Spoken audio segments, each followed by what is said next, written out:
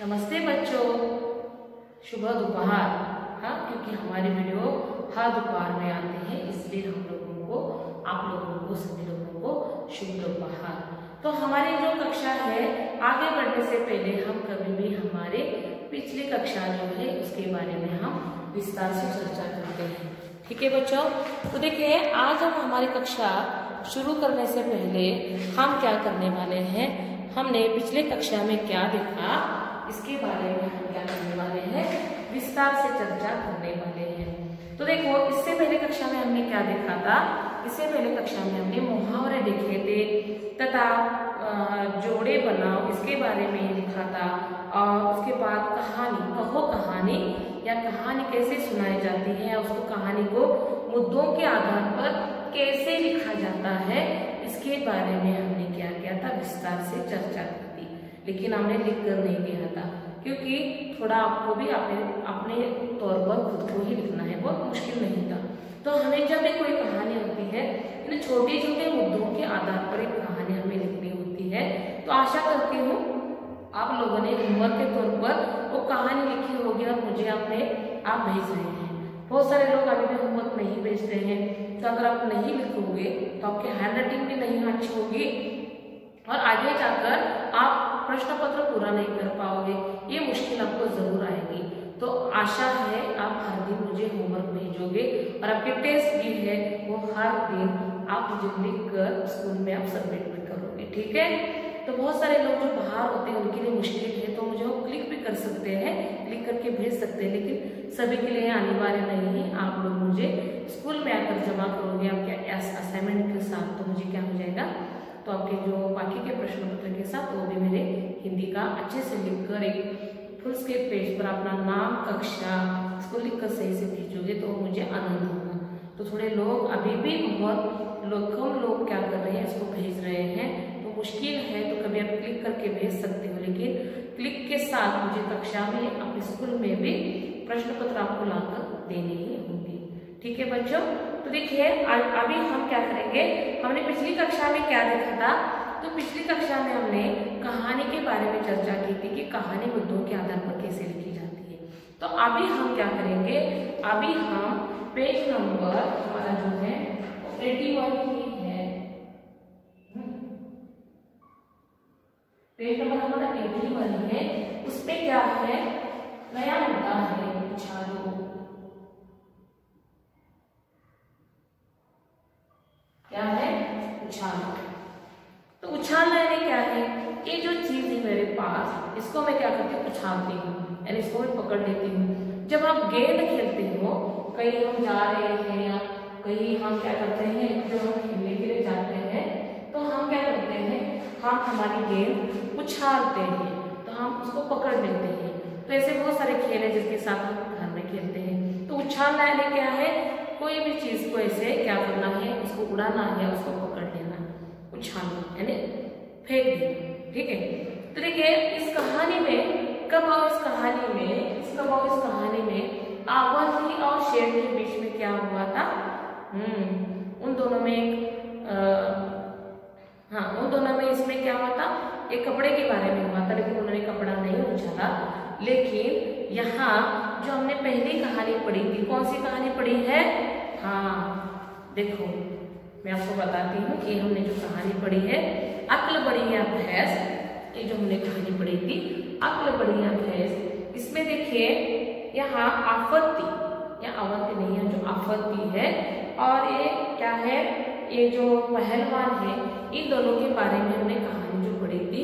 तो उनमें क्या है, एक ईर्ष्या थी कि आपत्ति जो था वो क्या था, बहुत होशियार था, और जो उसका पहलवान था वो क्या था, वो हट्टा कट्टा था, शरीर से बहुत मजबूत था, लेकिन अक्ल से थोड़ा ही कमी था।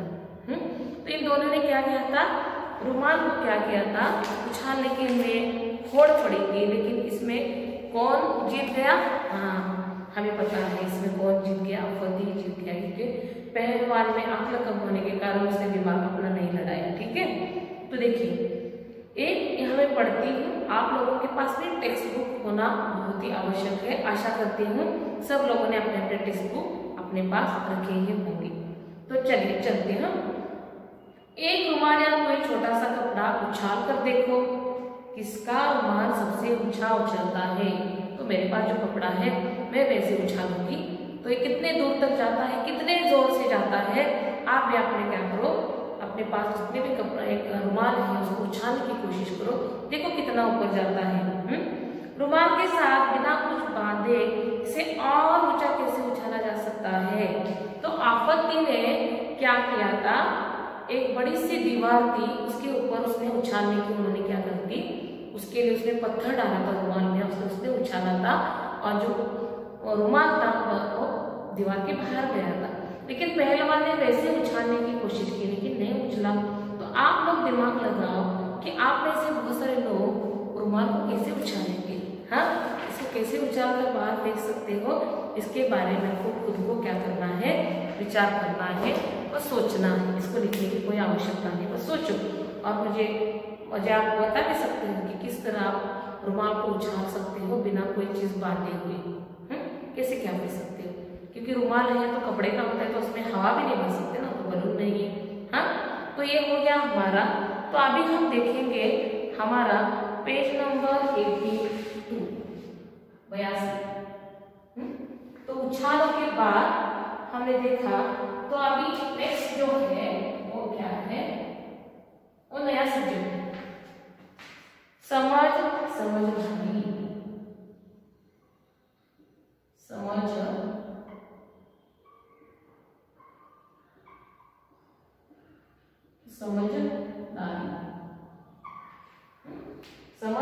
समझदारी। तो यहाँ हम पहले पढ़ते हैं टेक्स्ट बुक में समझदारी मतलब क्या है। ठीक है बच्चों, तो देखते हैं आप अपने टेक्स्ट बुक में देखो, रंगाई शब्द से बना है, इसी तरह और शब्द बनाओ। रंगाई रंग शब्द से बनता है, रंगाई। रंग तो अलग प्रकार के होते हैं, लेकिन जब हम इसको लगाते हैं तो वो क्या हो जाता है, अलग प्रकार के रंग बन जाते हैं। जैसे मेरे ये कोट पेरा जिसमें थोड़ा काला कलर है, तो ये क्या हो गया, इसको रंग दिया इस कपड़े को, इसलिए काला रंग हो गया। मेरा जो ड्रेस है वो नीला कलर का है, तो इसमें नीला कलर डालने से नीला हो गया। तो यहाँ एक पेज है, पुस्तक है, हरा है, ये नीला है, सफेद है, ये लाल है। ये कलर और रंग जो है ये रंग से बनते हैं, लेकिन इसको रंगने के बाद वो रंगाई शब्द बन गया। उस तरह देखिए आपके पाठ्य पुस्तक में एक और शब्द दिए गए हैं, उसके बारे में आज हम यहाँ देखने की कोशिश करेंगे। ठीक है, तो देखिए क्या है रंग और यहाँ है रंगाई। ये दो शब्द हमें हमारे इसमें हमने देने की कोशिश की। तो अभी हम देखते हैं पहला शब्द हमारा क्या आता है। पहला है साफ। हम हमारे घर में क्या करते हैं, साफ, हमारे घर को क्या करते हैं, साफ करते हैं। तो साफ को अगर हम ई लगाएंगे, साफ शब्द को अगर हम ई लगाएंगे तो क्या हो जाएगा, सफाई। आएगा ना, ये आ की मात्रा इधर लग गई और ये इधर आ गई, तो क्या हो जाएगा, देखिए साफ, बहुत कुछ साफ है। लेकिन साफ तो करने में सफाई तो करनी पड़ेगी ना। हमारा घर हम साफ सुथरा रख सकते हैं, उसके लिए हमें सफाई तो करनी पड़ेगी, तभी तो वो साफ रहेगा। तो यहाँ ई लगाने से दूसरा शब्द बन गया, साफ एक मूल शब्द है, इसको ई लगाने से सफाई शब्द बन गया। रंग एक शब्द है, जब हम इसको रंगाते हैं घरों में या कपड़ों पर, ये हो गया रंगाई। हाँ ठीक है, तो इस तरह में दूसरा शब्द भी बन गया। उसके बाद नेक्स्ट शब्द है चढ़। तो हम चढ़ रहे हैं। हाँ, तो क्या चढ़ रहे हैं, हाँ इसको अगर ई लगाएंगे तो क्या हो जाएगा, चढ़ाई। पर्वत के ऊपर बहुत ढलान होती है ना, तो हो जाती है चढ़ाई। तो हम चढ़ रहे हैं, क्या कर रहे हैं, चढ़ रहे हैं, चढ़ाई चढ़ रहे हैं। मतलब हम जो हमारे माउंटेन्स है, जो हमारे पर्वत है, उसके ऊपर चढ़ाई कर रहे हैं। जैसे हमारे सामान्य में कितनी चढ़ाई है ना, इतने ऊपर दूर तक हमें क्या करना पड़ता है, चढ़ना पड़ता है। तो चढ़ का क्या हो गया, ई लगाते ही हमें यहाँ चढ़ाई शब्द नया मिल गया। उसके बाद तीसरा शब्द है, देखिए बुन। क्या आ गया? गुण। तो इसको भी मैं लगाऊंगी गुणाहीन। गुण गुणाहीन। कोई भी स्वेटर हम क्या करते हैं, बुनते हैं, लेकिन वो ज्यादा बनता है, ज्यादा बरबर होता है, तो हम बुनाई कर रहे हैं, ऐसा उसको बोलते हैं, इसको ई लगाते हैं। तो बच्चों देखो कि ई लगाने के साथ शब्दों में क्या हो गया, बदलाव हो गया। ये मूल शब्द है, इन मूल शब्दों को ई लगाने के साथ इन शब्दों में क्या हो गया, परिवर्तन हो गया, इससे नए शब्द बन गए। तो बुन का क्या हो गया बाद में हमारे, तो बुनाई बन गया। चढ़ का क्या हो गया, चढ़ाई हो गया। ठीक है बच्चों, तो इस प्रकार ये हमने क्या किया है, ये हमने करने की समझ। तो आपके पास एक ही सेकंड का समय है, इसको ऑप्शन से क्लिक करो और ले लो, इसको रद्द करने का लिखो। और आपके टेक्स्ट बुक में इसके लिए जगह है, वहां आप इसको लिख भी सकते हो। ठीक है बच्चों, आशा करती हूँ आप लोगों ने इसको लिख लिया होगा।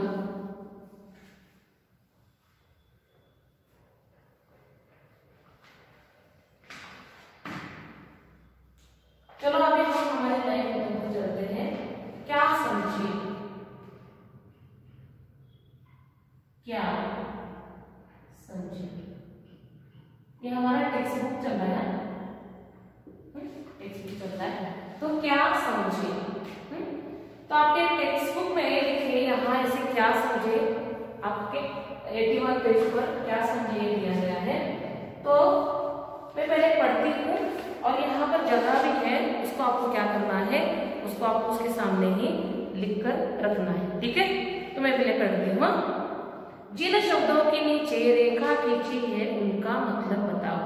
यहाँ आपके टेक्स्ट बुक में ये जो बहुत सारे शब्द दिए हैं, ये देखिए, ये पूरा सेंटेंस दी गई है, इसके नीचे अंडरलाइन की गई है। तो इन शब्दों का क्या करना है, हमें मतलब समझना है। तो देखिए पहला क्या शब्द है वो मैं पहले पढ़ती हूँ। पहला है, मुझे बैंगनी रंग कतई अच्छा नहीं लगता। देखो हर एक व्यक्ति के रंग की पसंद अलग होती है ना, किसी को काला, किसी को नीला, किसी को हरा, सफेद, हर रंग हर व्यक्ति को अलग अलग पसंद है, लेकिन इन्हें बैंगनी रंग कतई अच्छा नहीं लगता। तो यहाँ कतई के नीचे क्या किया गया है, यहाँ अंडरलाइन दी गई है, दी गई ना, देखिए आपके टेक्स्ट बुक में दी गई है। तो कतई के लिए जो शब्द है, हम क्या कर सकते हैं, हमें बैंगनी रंग बिल्कुल पसंद नहीं है, तो कतई का समानार्थी शब्द क्या हो गया, बिल्कुल।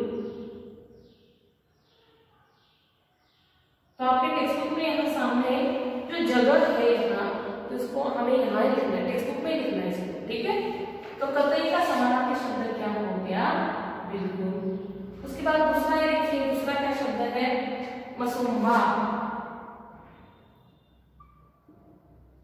मैंने इस शब्द को आपको टेक्स्ट बुक में जब आपने पढ़ रहे थे तो मैंने कहा था कि मसुम्बा का अर्थ क्या है। ठीक है, तो देखिए, अवंती ने सेठ का मसुम्बा भाग लिया था।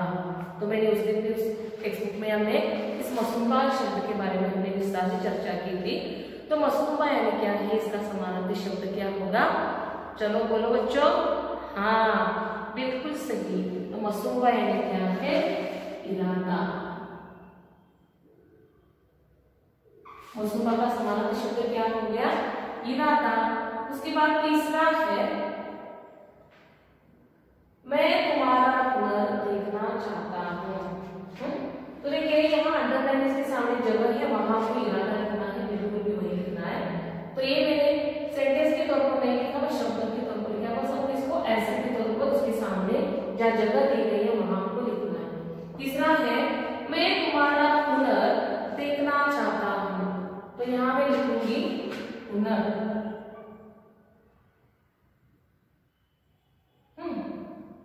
तो देखो हुनर यानी क्या, हाँ हमें बहुत सारे हुनर है। किसी में क्रिकेट का हुनर होता है खेलने का, कोई होशियार होता है, किसका हैंड राइटिंग अच्छा होता है, कोई आर्ट में अच्छा होता है, किसका ड्राइंग होता है, कोई संगीत अच्छा गा सकता है ना। ये हुनर हर व्यक्ति में होता है।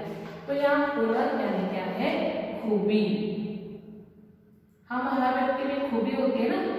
हाँ, एक व्यक्ति क्या होता है, खूबी, या हम उसको और बोल सकते हैं गुण। हर व्यक्ति में एक अच्छा गुण होता है ना, जो सभी को अच्छा लगता है और हम में से किसी लोगों के पास भी नहीं होता है जो उसके पास होता है।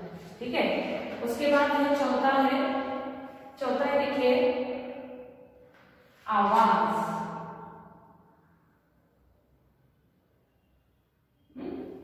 मैं यहाँ सेंटेंस पढ़ती हूँ आवाज में, आवाज के लिए। सेठ बुलंद आवाज में बोला, बुलंद मजबूत, तो आवाज है क्या, हाँ, जोर से बुलंद आवाज में बोला, मजबूत आवाज में बोला। तो यहाँ आवाज है क्या है, स्वर। क्या होता है, स्वर या फिर बोल, बड़े आवाज में बोला, हाँ, जोर से, स्वर से, बड़े स्वर में, बड़े आवाज में, जोर से। हाँ, क्या बोला, जैसे शेर ने बोला है ना मक्खी को, मैं तुम्हें खा जाऊंगा, बुलंद आवाज में बोला था ना। बिल्कुल उसी तरह इस आवाज को हम क्या समानार्थी शब्द बोल सकते हैं, स्वर, हाँ, या बोल सकते हैं। ठीक है बच्चों, तो आप भी मेरे साथ लिख रहे हो ना। ठीक है, यहाँ जो जगह दी है टेक्स्ट बुक में, आपको इसका टेक्स्ट बुक में ही लिखना है। ठीक है, उसके बाद है, सेठ को ईर्ष्या होने लगी। तो ईर्ष्या, इससे पहले भी एक शब्द आया था ईर्ष्या, आया था ना आप लोगों को। हाँ, देखिए ईर्ष्या, ये शब्द आपको इससे पहले भी आया था। तो सेठ को ईर्ष्या होने लगी। ईर्ष्या है किसी के बारे में अच्छा समझते, हम लोगों को भी क्या हो जाती है, ईर्ष्या हो जाती है उससे। तो ईर्ष्या क्या हो जाती है, जलन हो जाती है। ईर्ष्या क्या है, जलन हो जाती है। किसी भी व्यक्ति को किसी दूसरे से ईर्ष्या या जलन पैदा हो जाती है। उसके बाद लास्ट में है छठा, रंग के बारे में मेरी कोई खास पसंद तो है ही नहीं। तो यहाँ खास, तो इस खास शब्द को हम समानार्थी क्या है, हाँ, खास। वह व्यक्ति हमारे लिए खास है, विषय मेरे लिए खास है। तो क्या है, खास यानी क्या है, कोई व्यक्ति विशेष।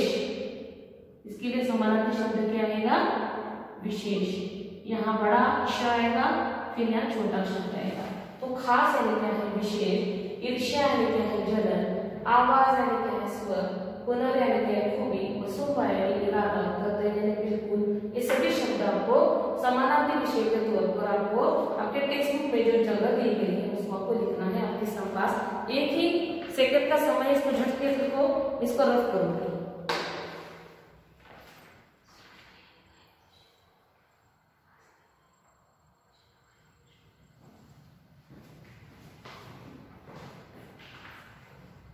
ठीक है बच्चों, तो आशा करती हूँ आप सभी लोगों ने इसको अच्छे से अपने टेक्स्ट बुक में ही लिख लिया होगा, क्योंकि टेक्स्ट बुक में इसके लिए, इसको सॉल्व करने के लिए आपके पास बहुत सारी जगह वहां दी गई है।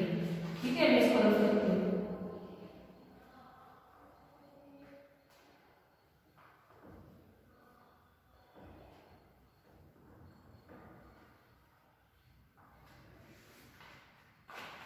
ठीक है बच्चों, तो हम कहते हैं पेज नंबर 83।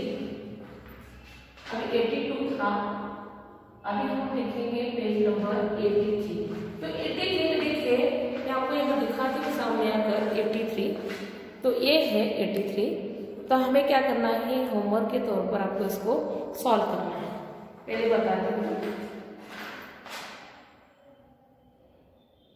कैसा लगा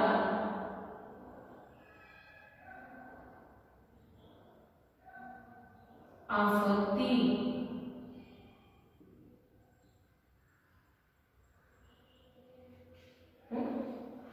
कैसा लगा आफती। तो देखिए, इससे आपको, ये आपके लिए आज का होमवर्क है। ये आपका आज का क्या है, होमवर्क है, कैसा लगा आफती। और होमवर्क आपको कहाँ करना है, टेक्स्ट बुक में ही सॉल्व करना है। इसको सॉल्व करना कहाँ है, टेक्स्ट बुक में ही इसको आपको देखना है। यहाँ आपके लिए बहुत सारी जगह दी गई है, जैसे मैंने यहाँ बोला कि आपको ये पूरी जगह दी गई है, यहाँ आपको इस टेक्स्ट बुक में ही आपको होमवर्क के तौर पर इसको सॉल्व करना है। मैं बता दूँ, ठीक है। आपत्ति के बारे में कुछ वाक्य लिखो। तुम उसके कपड़े, शक्ल, सूरत, पालतू पक्षी, बुद्धि आदि के बारे में बता सकते हो। तो आपत्ति कैसा था उसके बारे में कुछ सेंटेंस आप बता सकते हो। उसके कपड़े के बारे में वो कैसा दिखता है, उसके पालतू पशु है या कैसे बुद्धि से है आदि के बारे में आप क्या कर सकते हो, आप इसको अपने मन के हिसाब से आपत्ति आपको कैसा लगा, तो आपत्ति के बारे में क्या कर सकते हो, आप बता सकते हो। तो आपको बताओ आपत्ति कौन है, तो आपत्ति अक्ल बढ़िया बहस का यहाँ जो है ये नायक, यहाँ जो किरदार है ना आपत्ति वो है। तो इसके बारे में हमें क्या करना है, अपने टेक्स्ट बुक में वो आपत्ति आपको कैसा लगा, उसकी बुद्धि होशियारी, इसके बारे में यहाँ आपको लिखना है। ठीक है बच्चे, आज के लिए आपका ये बनाएंगे। उसके बाद हम चलते हैं नेक्स्ट, और एक दो चार शब्द है, ये होमवर्क आपने लिख लिया होगा। तो जोड़े ढूंढे,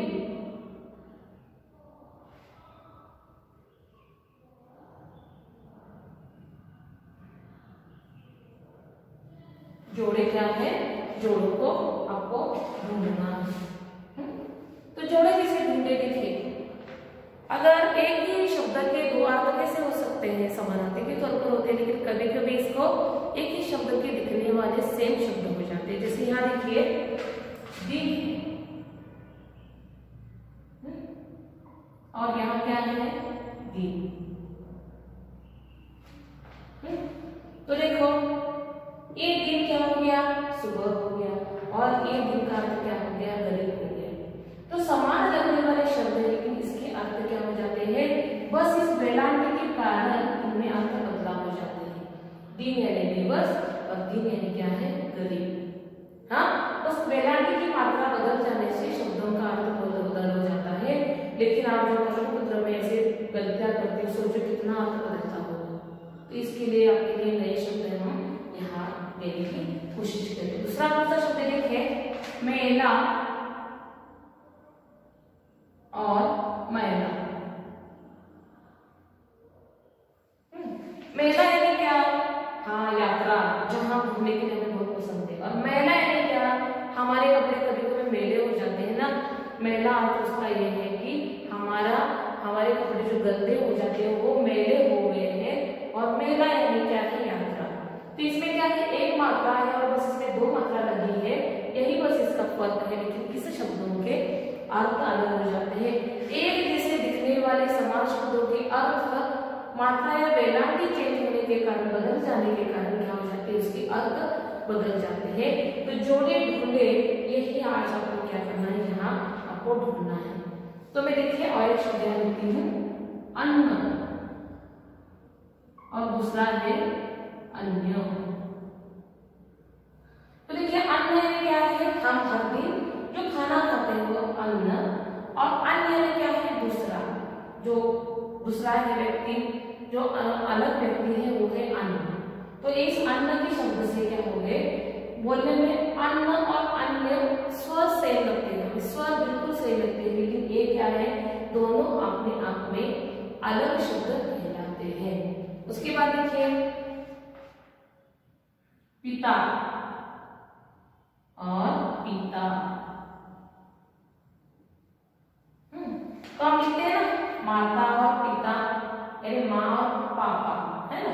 तो पिता यानी हम पानी भी पीते हैं, पानी पीते हैं ना, हाँ, कोई कोल्ड ड्रिंक्स जो है वो भी पीते हैं, पानी पीते हैं। तो पीना एक क्रिया है, पिता यानी क्या है, हमारे माँ पापा है, हमारे पिता है, हमारे जो माता है, पिता है, माँ है, बाप है ना, वो है पिता। तो एक इसकी वेलांटी चेंज हो गई है और इसका प्रोनाउंसिएशन क्या है, बिल्कुल सेम लग रहा है, लेकिन ये शब्द क्या है, अपने आप में बदलते गए।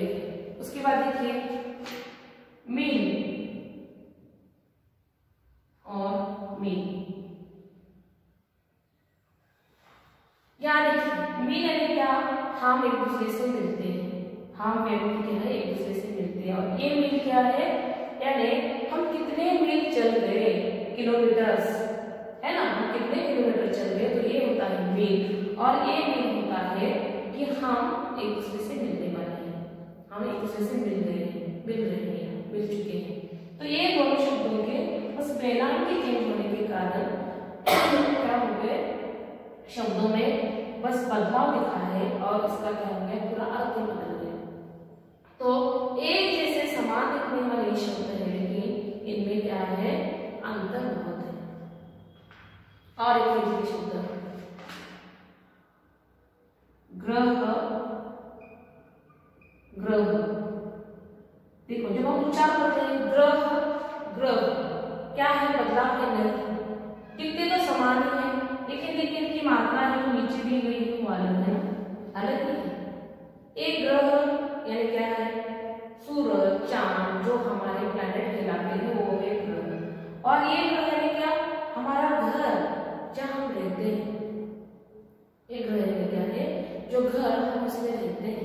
तो देखो उसमें बोलने में कोई बदलाव नहीं है, बस उसमें मात्रा बस थोड़ी अलग है, लेकिन ये समान दिखते हैं। और ये है ऐसे ये शब्द, ठीक है बच्चों। तो मैंने 1 2 3 4 5 आपके लिए शब्द दिए गए हैं, तो आपको ये भी होमवर्क है, इसमें से और कुछ शब्द है वो क्या करने हैं, ये होमवर्क के तौर पर इसको आपको क्या करना है, इसको लिखना है।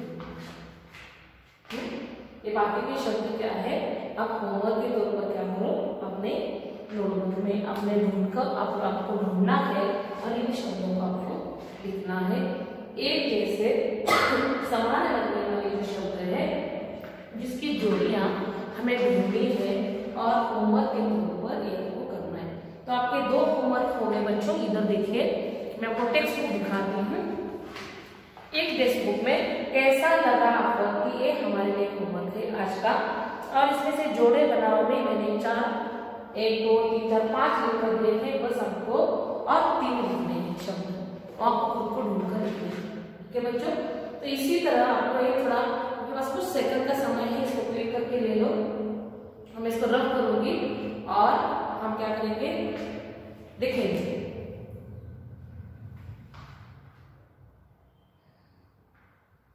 ओके ठीक है बच्चों। तो बच्चों जो मैंने 2 होमवर्क दिए उसको आशा करती हूँ झट से आप लिखोगे और मेरे पास भेज दोगे। तो आशा करती हूँ आज की कक्षा यही खत्म होती है, जल्दी मिलते हैं हमारे अगली कक्षा में। तो आज के लिए इतना ही, धन्यवाद।